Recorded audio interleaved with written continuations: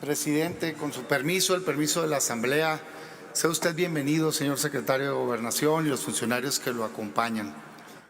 En 2018, este país votó con mucha fuerza y el gobierno que usted representa, el presidente López Obrador, fue quien encabezó o supo encabezar esa esperanza de cambio de los mexicanos. Nosotros, desde el Partido Acción Nacional, tenemos una visión distinta, pero coincidimos en que México necesitaba cambiar.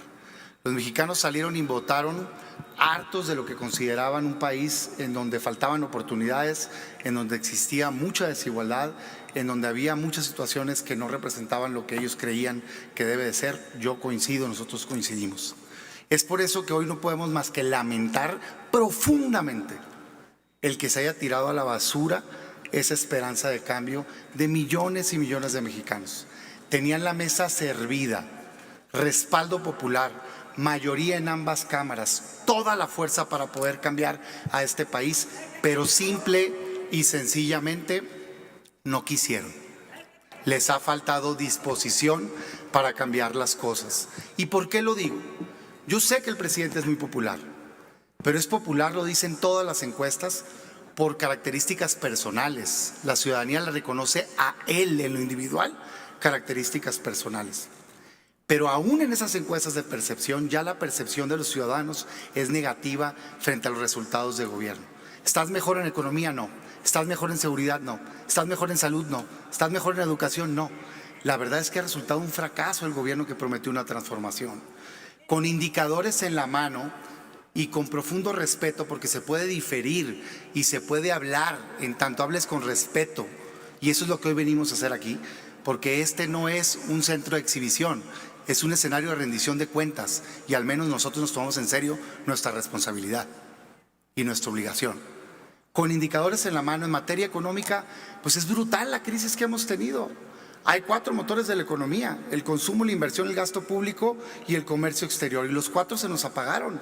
Y en muchos casos por lo que dejó de hacer el gobierno. Una y otra vez se les dijo, hay que fomentar el consumo, ingreso básico, seguro de desempleo ante la crisis. No, nos alcanza con el programa de adultos mayores. Bienvenido el programa, nosotros lo votamos a favor. De hecho, se logró la reforma constitucional por los votos de la oposición y el impulso del gobierno. Pero no es suficiente, porque hay millones de mexicanos que no tienen 65 años, tienen mucho menos y no recibieron ningún apoyo.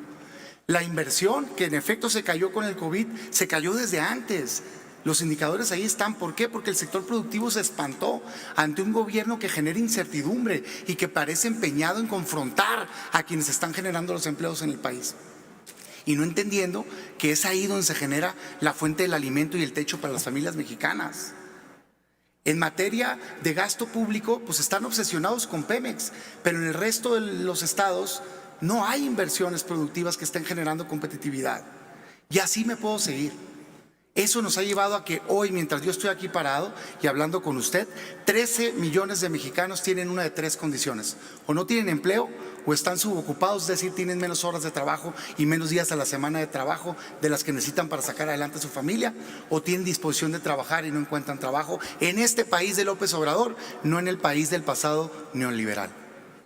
Y quizá la mayor tragedia es que casi 50 millones de mexicanos hoy tienen algo que se llama pobreza laboral por ingreso. Y no es un dato mío, es un dato público de gobierno, que significa que lo que ingresan no les alcanza para comer. En este gobierno de primero los pobres. Entonces no están bien las cosas.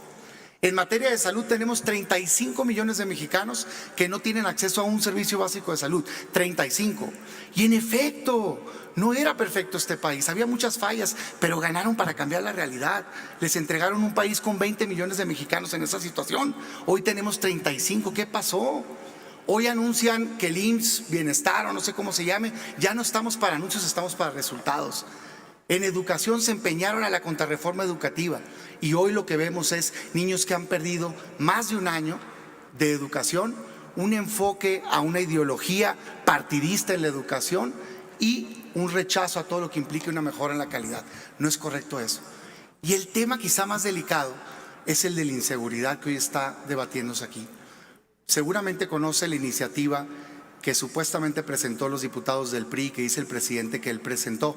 La verdad es que no me, sorprende esta confusión, porque a veces es difícil diferenciarlos. Pero hoy esta minuta que tenemos aquí es una minuta negativa en la Cámara de Diputados. Es una minuta negativa, dañina. Con permiso, ahorita voy a terminar. Porque continúa por una ruta que ha fracasado en este país. La política de militarización del país ha fracasado no hoy, yo no tengo miedo en aceptarlo, desde hace 16 años. El último gobierno emanado de mi partido, fracasó en su política de seguridad pública. Tuvo una buena intención de combatir al crimen organizado, pero faltó resultados, es evidente. Lo continuó el pasado sexenio y lo que no me cabe en la cabeza es por qué lo continúa que prometió un cambio. Militarizar y militarizar y militarizar más el país nos ha llevado a un fracaso en seguridad pública.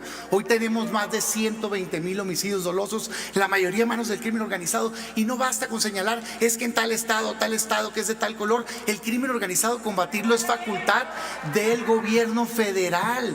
Lo fue con Calderón, lo fue con Peña y lo es hoy con López Obrador. Concluya, a los estados senador. les toca coadyuvar. Entonces no es la solución. Nosotros lo que hoy queremos es cambiar esta política hacia una que tenga una estrategia que verdaderamente desarticule el crimen organizado, que lo combata con inteligencia financiera, fortalecimiento de policías estatales y municipales. Para eso cuenten con nosotros, pero para continuar por un camino fallido, por supuesto que no. Nosotros hoy proponemos rechazar esa minuta porque está manchada con el uso político de la justicia, secretario. Es evidente lo que pasó en la Cámara de Diputados. Concluyo, es evidente, porque yo no soy ni fiscal ni juez para andar exonerando ni culpando a nadie, pero había un ataque brutal en contra del diputado federal y dirigente nacional del PRI que desapareció en el momento que presentó esta iniciativa para prolongar la militarización del país que quería el gobierno, y eso no es correcto, porque si era culpable es un pacto de impunidad y si era inocente entonces es un abuso de la justicia. Y eso no debe pasar en el país. Por ese solo hecho debe ser rechazada. Nosotros no la vamos a votar a favor. Concluye, pero hoy le senador. proponemos y le preguntamos, ¿están ustedes dispuestos a verdaderamente resolver de fondo el problema de la inseguridad? Porque nosotros sí.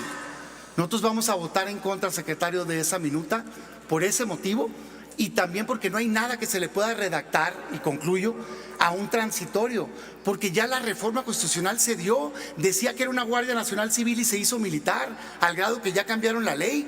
Decía que se iba a fortalecer policías estatales y municipales y se les bajó el presupuesto de 21,000 a 8,000. Concluyo, presidente, es un tema importante. Entonces no hay nada que nos haga creer que si se redacta algo distinto se va a cumplir.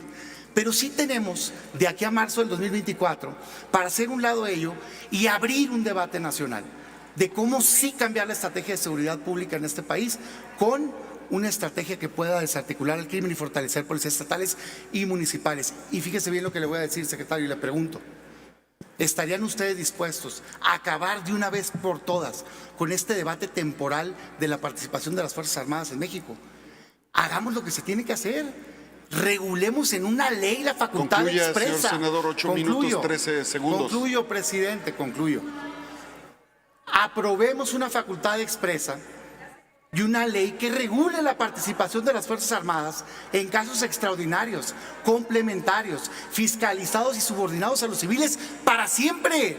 No para un año, ni para 5, para siempre, pero siempre complementario. Eso es querer resolver el tema. Lo demás es un cheque en blanco para continuar con la ruta del fracaso. Para la minuta actual, nuestra respuesta es no.